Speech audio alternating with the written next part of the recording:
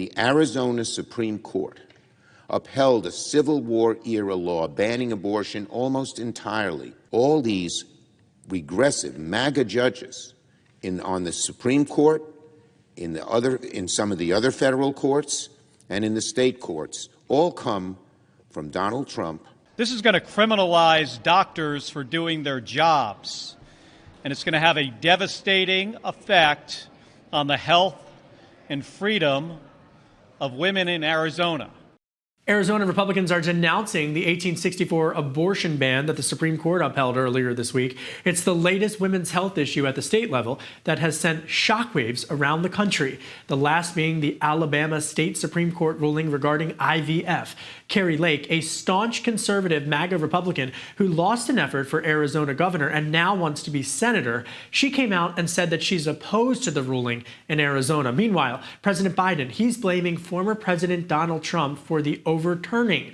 Joining me now with the latest is the Hill's Julia Manchester. Julia, the reaction has been loud, it's been vocal, and it's been somewhat surprising to see Republicans in the state of Arizona try to distance themselves from the state Supreme Court.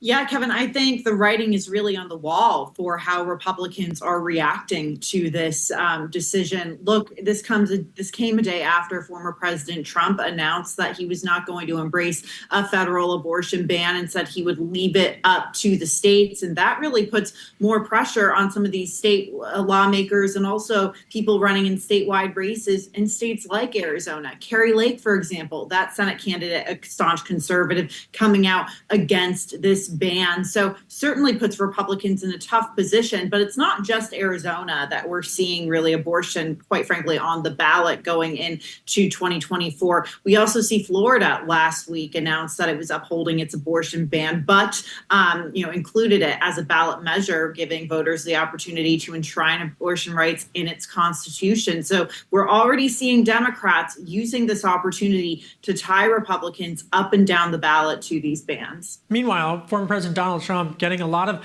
conversation about who he's going to select as his running mate. J.D. Vance, is he now on the short list? J.D. Vance is someone who's certainly been talked about in recent weeks. He's someone who, before he ran for Senate, was seen as more moderate. In fact, he was a never Trump Republican, or certainly positioned himself that way. Then when he became interested in the prospect of running for Senate in Ohio and then ran for Senate and won, he made his full evolution into being a very pro-Trump Republican. But at the same time, he's done a lot of bipartisan work in the Senate, on issues regarding, for example, the train derailment in East Palestine, Ohio. So he's someone who definitely has a lot of credentials. He's seen as very much a rising star within the Republican Party, wide name ID. But if he's not picked for this, I don't think it will in any way be a blow to Vance. Look, he's a young guy. He has young kids. He's a bright future ahead of him within the Republican Party. So I think, there's a lot of opportunities for J.D. Vance, vice president or not vice president. Let's head to Capitol Hill, day 168, who's counting, of House Speaker Mike Johnson's speakership. Ukraine aid, Israeli aid, it's going to border restrictions, FISA. Just what's the state of play for Speaker Johnson on the Hill? Is he going to last? What's interesting, Kevin, yesterday, Congressman Gregory Meeks, who is the ranking member on the House Foreign Affairs Committee, signaled that he would be willing to support Johnson if there was a motion to vacate, and Leader Hakeem Jeffries wanted to galvanize for Democrats to support Johnson in that case. And, Meeks also said that he's been hearing chatter not only from Democrats, but also from some Republicans that they would be willing to support Johnson if he brought the Ukraine aid to the floor. Look, I think Marjorie Taylor Greene and maybe some other conservatives can use this issue to really dangle it over Johnson's face. But at the end of the day, they're going to run into the same problem they ran into, and not necessarily Marjorie Taylor Greene because she wasn't behind this, but the other conservatives, they'll run into the same problem in that they could theoretically oust the speaker, and then they have no plan B, and then they have to go back to square one, find someone who may not have a ton of experience in this, and then we start all over again. So, I think there is a feeling that Johnson could be saved if they come to a compromise on this. So Speaker Johnson has, there's been delays rather in sending the impeachment. Here's a perfect example of what you just alluded to, of sending the impeachment of DHS Secretary Alejandro Mayorkas to the Senate on Thursday. It sounds like Republicans in the Senate don't necessarily want to have this large national conversation about an impeachment, but at the same time, they have clear issues with the Biden administration's immigration policies. Yeah, I think Utah Senator Mitt Romney really said it best the other day when he essentially said, look, I don't think Secretary Mayorkas has committed high crimes or misdemeanors, but, he says he disagrees with his policies in the handling of the southern border. So I think this sort of is an attempt to give those Republicans in the Senate some cover as to how they want to approach this, how they can highlight the border, but at the same time, not appear maybe as conservatively partisan as they have in the House, and ultimately assuming he is not convicted in the Senate, and he's not likely to be convicted in the Senate. Republicans don't want to have a loss on their hands with that, because then that looks like this was all political theater. So it's a tricky position they find themselves in. Well, speaking of a tricky position, Senate Minority Leader Mitch McConnell, the outgoing Senate Minority Leader Mitch McConnell, he's actually been pushing back against Trump's claim that Israel is losing the PR war. It's interesting to see this divide now between McConnell and Trump on Israel. It's interesting. I was talking to, some pro-Israel Democrats yesterday, and they were bringing up Trump's comments and using it to criticize Trump.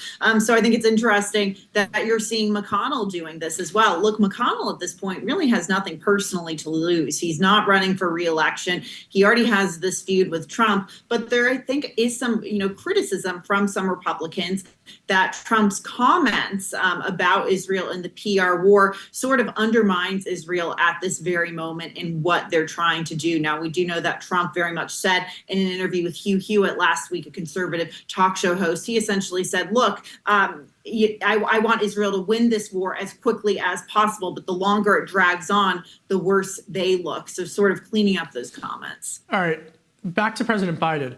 I mean, one of the issues that I've been following very, very closely is this issue of student loan forgiveness, particularly for millennials. This is such a massive issue, and the economic reverberations and everything from the housing market to these other healthcare industry as well. I mean, really having a domino effect, but also really igniting a national conversation about what it means to get a college degree, and for those hardworking Americans who choose other career paths where you don't necessarily need a college degree. You're seeing states start to sue the Biden administration over this student loan plan.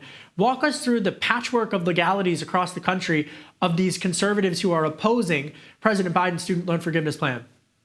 Yeah, so essentially this opposition that you're seeing from conservatives across the country is nothing new.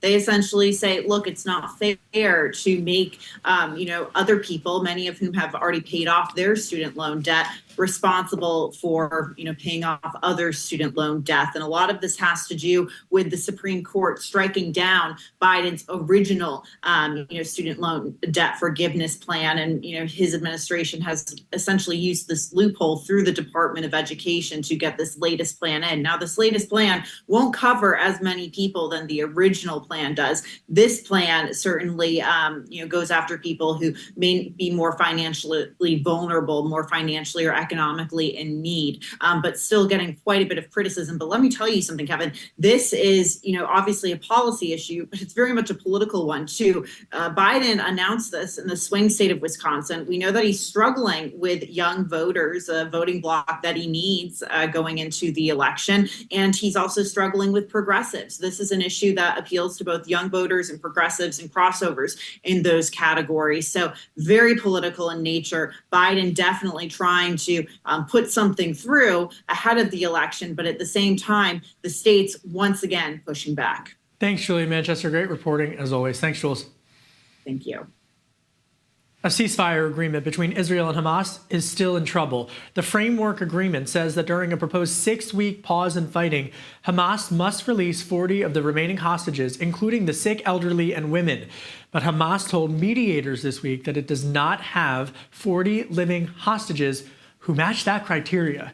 Israel has repeatedly asked for a list of the hostages to be made public to them and their conditions of those hostages throughout these negotiations, but Hamas has refused continuously. The majority of the 100 remaining hostages are believed to be IDF soldiers or men of military age. Developing now, former Trump Organization CFO Allen Weisselberg sentenced to 5 months behind bars. Manhattan District Attorney Alvin Bragg made the sentence earlier after Weisselberg pleaded guilty to 2 counts in a 3-1. Developing now, former Trump Organization CFO Allen Weisselberg sentenced to 5 months behind bars by Manhattan District Attorney Alvin Bragg. Weisselberg had pleaded guilty to 2 counts of perjury in Trump's civil fraud trial in New York. Taiwanese officials this week revealed that there was a major disinformation campaign by the Chinese Communist Party during the recent January national elections in Taiwan. China used artificial intelligence to manipulate videos, including completely distorting the words of at least one U.S. member of Congress. The campaign is especially concerning to Washington, D.C. officials because there's concern that China will use similar tactics in the upcoming U.S. elections.